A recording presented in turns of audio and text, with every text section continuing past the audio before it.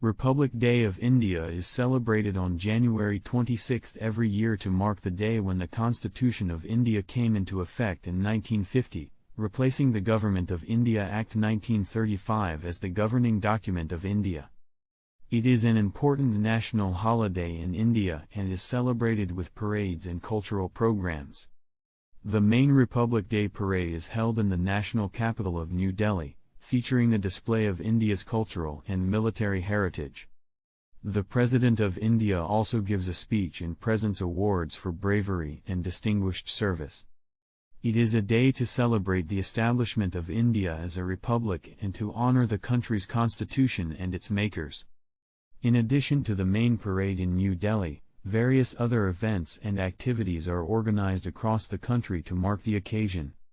These may include patriotic rallies, flag-hoisting ceremonies, cultural performances, and competitions such as essay writing and quiz contests. Schools and colleges also hold special programs to commemorate the day. The President of India also confers national awards and civilian honors on individuals who have made exceptional contributions to the nation in various fields such as public service, art, literature, science, and technology.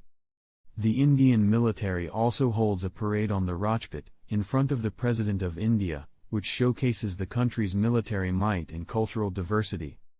On this day, a grand parade is held in the capital, New Delhi, which is attended by dignitaries from all over the world, along with common people.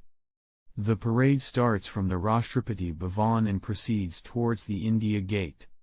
In conclusion, the Republic Day of India is a very important day for the country as it celebrates the Constitution of India coming into effect and the official establishment of India as a republic. It is a day to honor the country's constitution, its makers, and to remember the sacrifices of the freedom fighters.